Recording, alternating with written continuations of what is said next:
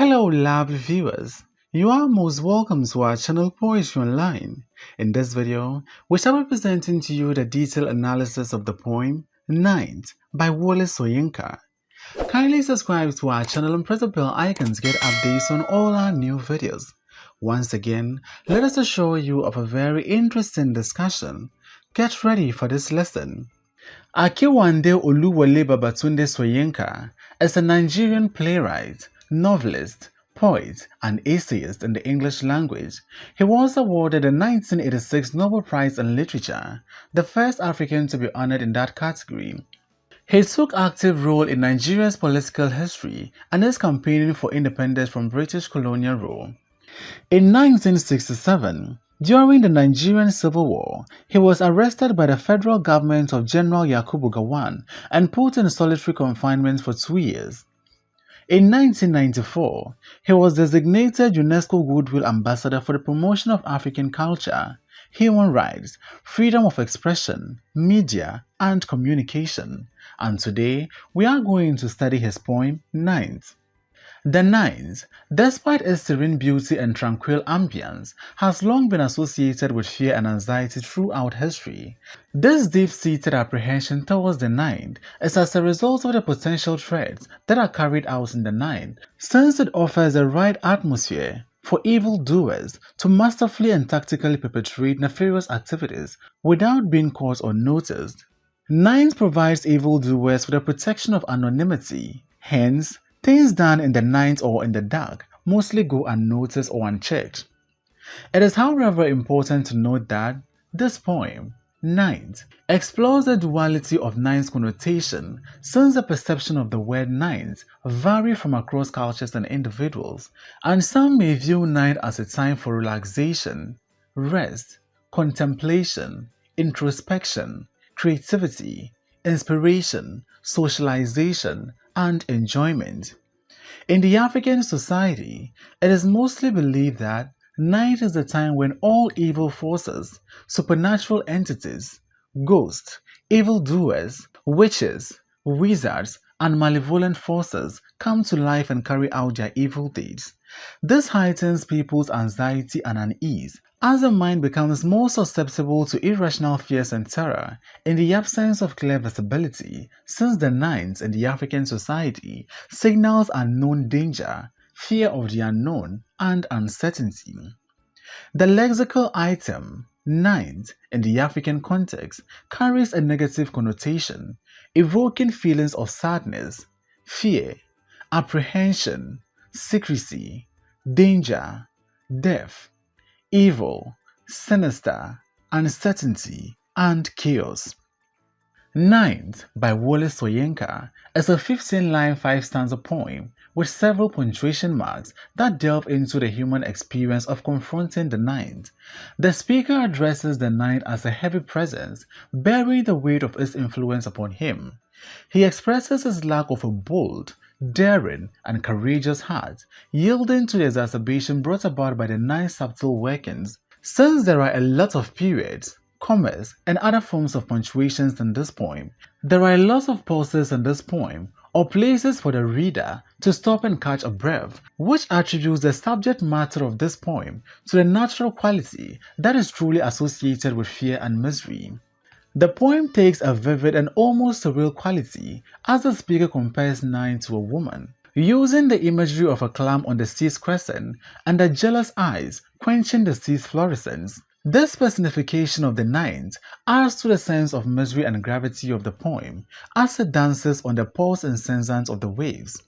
The speaker's sense of submission and vulnerability is palpable in this poem as he describes himself drained, like the sands, with blood and brine coursing to the roots. The ninth's influence is portrayed as raining serrated shadows through dank leaves, evoking a feeling of discomfort and unease. Yet, there is also a warmth and suffusion that barbs the speaker's senses, painting him in a faceless, silent manner. The speaker concludes the poem with a plea to be hidden when ninth children haunt the earth, reflecting a deep desire to escape the terrifying and alarming presence of the ninth. The misted cells and the prospect of being undone, naked, and unburdened at nine's muted birth convey a sense of vulnerability and unease that permeates the entire poem. This poem is a lyrical and symbolic exploration of the speaker's experience of night and darkness. The tone is contemplative, melancholic, and introspective, with a focus on the speaker's vulnerability and submission to the forces of the night. The poem uses rich imagery and metaphorical language to describe the speaker's feeling of being overwhelmed by the night, comparing his heart to a clam and himself to the sun, emphasizing his powerlessness. The night is personified as a powerful jealous force that quenches the sea's fluorescence and rains serrated shadows through the leaves. The poetic persona implores the night to hide him from the night children, perhaps symbolizing fears, anxieties, the forces of the night or subconscious thoughts, and expresses a sense of vulnerability, feeling naked, unburdened, and at the mercy of the night's power. The structure of the poem is noteworthy. The poem is written in 5 triplets, that is, each stanza contains 3 lines. The first and third lines of each stanza rhymes. The first stanza represents a complete statement of the overpowering effect of the night. The next 3 stanzas, which constitute the descriptive part of the poem, are clearly linked and enact the idea of stealthy and relentless progress of night. The final stanza of the poem is a plea. The dangers that come with the night are indicated in the last line of the 5th stanza, and the poet or the poetic persona wants to be protected from them. The manner in which stanzas 2, 3, and 4 are syntactically linked together suggests and enact the imperceptible and indeterminate progress of night. Let's now take our first reading of the poem. Your hand is heavy, night, upon my brow. I bear no heart mechoric like the clouds, to dare, exacerbation from your subtle plough.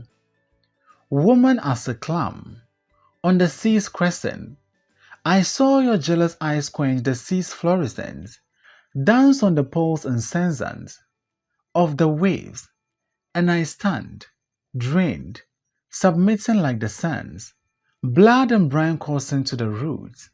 Night, you reign, serrated shadows through the dank leaves, till, bathed in your warm suffusion of your dappled cells, sensations pained me, faceless, silent as 9 thieves. Hide me now, when 9 children haunt the earth, I must hear none. This misted cells will yet undo me, naked, unburdened, at 9's muted birth. Let's now take a stanza-by-stanza analysis of the poem, starting with the first triplet. Your hand is heavy, night, upon my brow. I bear no heart mechoric like the clouds, to dare, exacerbation from your subtle plough. Let's now explain some of the key words contained in the first stanza. Mechoric. Mechoric here means lively, active, and quick. The clouds are constantly changing. The poet sees this phenomenon as an evidence of the clouds having some power to do as they please, but he, on the other hand, cannot do the same thing. He does not have the power to toy with the clouds, just like the clouds do. Notice the poet's use of the word dare, because its almighty power is irresistible. That is to say, night's almighty power is irresistible. It is only stronger forces like the clouds that can dare to challenge it. But night steals and overwhelms the earth and everything in it. This is the order of nature. No human or no man can change it, nor have power over it. That is to say, the power of night is presented as irresistible. The word exacerbation suggests an intensification or worsening of the situation. It can also be used in the sense of irritation or annoyance. The poet cannot afford to confront night or annoy or irritate it due to the sinister forces or evil forces that accompany it. It is a way of admitting his powerlessness at the approach of night. The rest of the stanza fortifies this point through the image of sowing.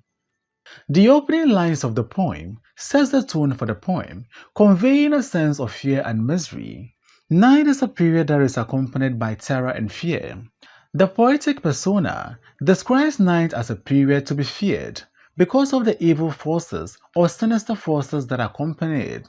The speaker addresses night directly, personifying it as a heavy presence that weighs upon him. Notice the poet's use of the uppercase letter to spell night in the middle of the sentence.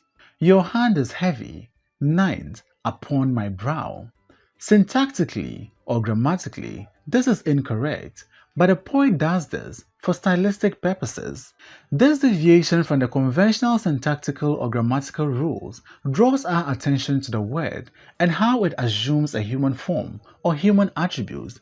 That is to say, the poet wants us to be aware that night is given human attributes, and in this poem, it is going to act just like humans do.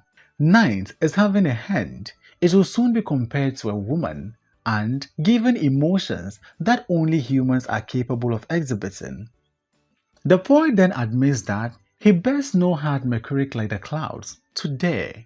Here, the speaker addresses his lack of a bold and daring heart, contrasting it with the Mercuric nature of the clouds. These clouds can do whatever they please, they can toy with the night, but the speaker is unable to do this. This line conveys a sense of terror and vulnerability in the face of night's influence. He compares himself to the clouds and his ability to challenge the night to his inability to do anything. The speaker is not as daring or bold as the clouds, which has the ability to literally change the night. It is interesting to note that clouds have the ability to both reduce and increase night's illumination or light. That is to say, they have the ability to toy with the night. They can either make the night look brighter or make the night look darker. They can block the light from the stars, making the night darker in the natural environment. However, around urban centers, clouds have opposite effects, making the night sky brighter by reflecting artificial light. This is what the speaker claims he cannot do. That is, he does not have the courage or the boldness to challenge night. He cannot toy with night, or he doesn't have the power to challenge night, just as the clouds have the ability to reduce or increase night brightness or illumination. Exacerbation from your subtle plow. This line reflects on the emotional and psychological effects of night's presence. Let's now move to the second stanza. Woman as a clam. On the sea's crescent, I saw your jealous eyes quench the sea's fluorescence, dance on the pole's incensant. A clam is a species of a shellfish that has two separate pieces hinged at a point and which it can close and open automatically. The image here is very subtle, approaching the type used by the English metaphysical poets. The reference is to the fact that shutting itself up in its own world of darkness is seen as night, snuffing out the lingering brightness of the sea surface to bring in complete darkness, as if nights were jealous of light. Fluorescence refers to the shining surface of the sea. Dance gives the image of the movement caused by the waves. Notice the use of poles to describe this movement and the way in which it agrees with the human element introduced in the use of woman. The word incessant means continuing without pause or interruption. In the second stanza, the speaker employs vivid imagery to compare the night to a woman, creating a sense of misery and depth in the poem. Women in the African community, especially in the polygamous setting, are extremely jealous and bitter. The speaker likens the jealousy of a woman to the jealousy that night feels towards the beauty and light of the sea at night. Hence, night swallows or covers up the light and beauty of the sea and its waves with its jealousy. The persona portrays the night as an entity which is jealous of the light, activities, and beauty of the sea. So, night envelopes or covers up the entire sea and all that it embodies when it approaches. The metaphor of a clam on the sea's crescent adds a layer of complexity to the portrayal of the night. It also hints on the human preference or fondness of light to darkness. The poetic persona in the stanza personifies the night as a woman with a jealous eye, exerting control over the sea's fluorescence. The stanza depicts the power of the nine as it has the ability to quench an entire sea and all it embodies. Ninth in this stanza is presented as powerful, fearful, and jealous, and we all know what jealousy can do. The imagery of the nine dancing on the poles and sensors of the waves conveys a sense of non-stop or endless movement and rhythm within the nine's influence. Let's now move to the next stanza of the waves. And I stand, drained, submitting like the sands, blood and brine coursing to the roots. Ninth, you reign. Brine simply means salt water or the sea. It can also mean sweat from exertion of heat or fear. Notice the picturesque way of describing the shadows that are cast in the night. They have jagged edges like a saw. Shadows cast by leaves usually appear in this way. The speaker in this line completely submits or surrenders to the power of the night, just like the sands. He has no intentions whatsoever to challenge the night or try to alter it or change it.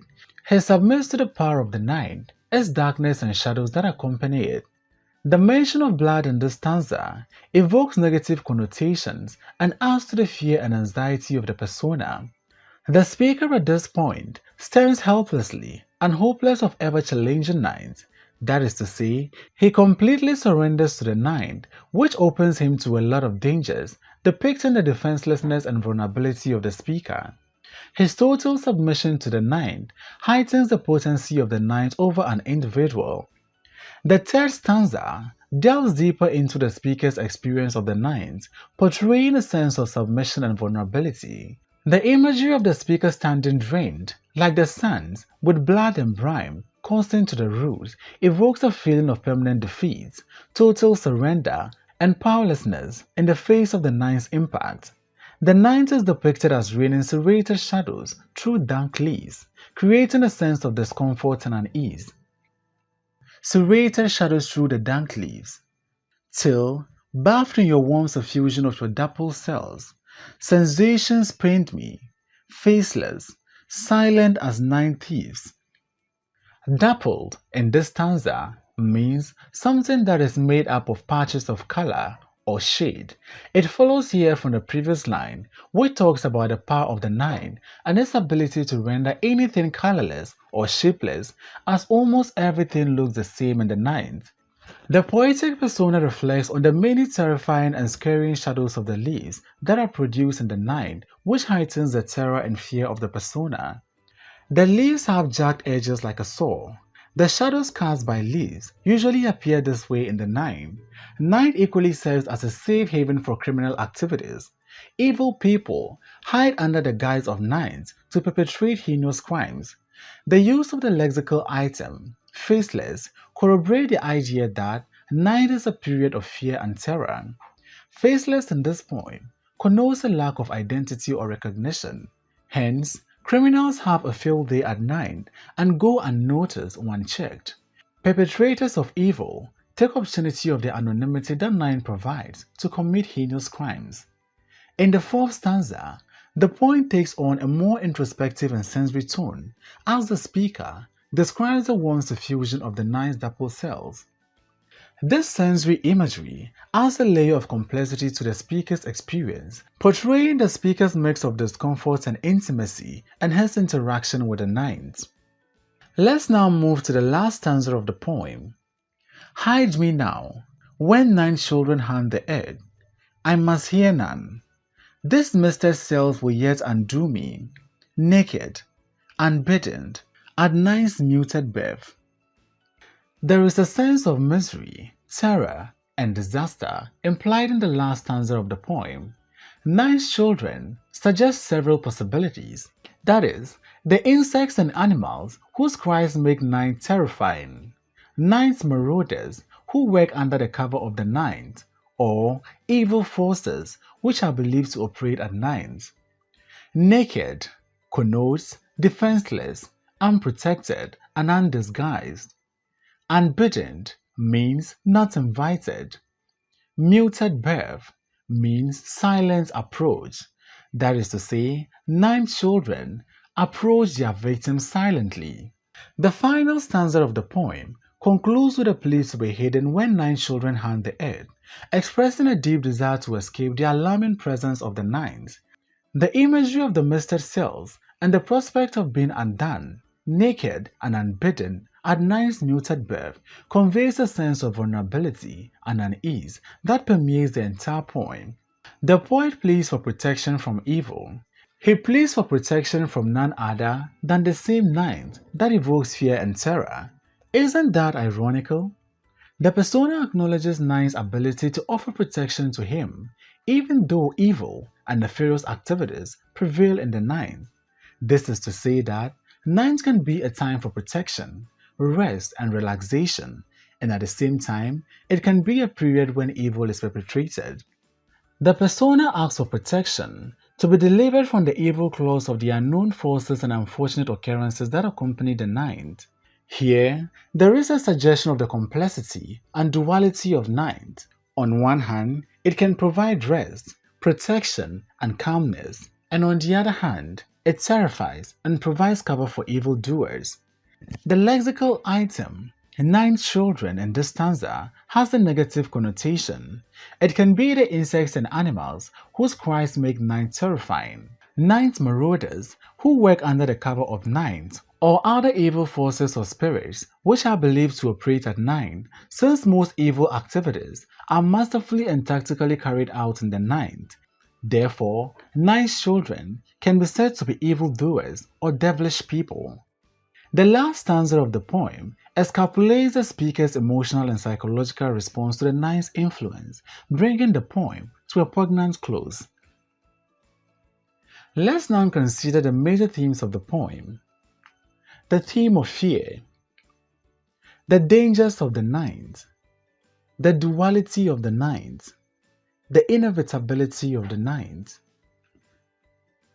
Let's now discuss the structure of the poem. The poem is written in 5 triplets, that is, each stanza contains 3 lines. The first and third lines of each stanza rhymes. The first stanza represents a complete statement of the overpowering effect of the night. The next 3 stanzas, which constitute the descriptive part of the poem, are clearly linked and enact the idea of stealthy and relentless progress of night. The final stanza of the poem is a plea. The dangers that come with the night are indicated in the last line of the 5th stanza, and the poet or the poetic persona wants to be protected from them. The manner in which stanzas 2, 3 and 4 are syntactically linked together suggest and enact the imperceptible and indeterminate progress of night. Let's now consider the poetic devices employed in this poem. Personification. We come across personification in the following lines. Your hand is heavy, night upon my brow. Exacerbation from your subtle plow. I saw your jealous eye quench the sea's crescent, coursing to the roots, night, you reigned. Hide me now, when 9 children haunt the earth. Symbolism. We come across 9 children in the poem. 9 children can be a symbol of the insects and animals whose cries make the night terrifying, or night marauders who work under the cover of the night, or other evil forces or spirits which are believed to operate at night. Simile. We come across simile in the following lines. I bear no heart mercuric like the clouds. Woman as a clam on the sea's crescent, submitting like the sand, blood and brine. Alliteration. We come across alliteration in the following lines. Your hand is heavy, blood and brine. Apostrophe. Apostrophe is a figure of speech in which a speaker directly addresses someone or something that is not present or cannot respond in reality. The entity being addressed can be absent, dead, or imaginary person, but it can also be an inanimate object like the stars or the ocean, an abstract idea like love or fate, or a being such as the god. In the poem, the speaker directly addresses Nines as Steve Knight has the ability to hear or respond to him. Thanks for watching this video. Please don't forget to like, comment, subscribe, and share this video.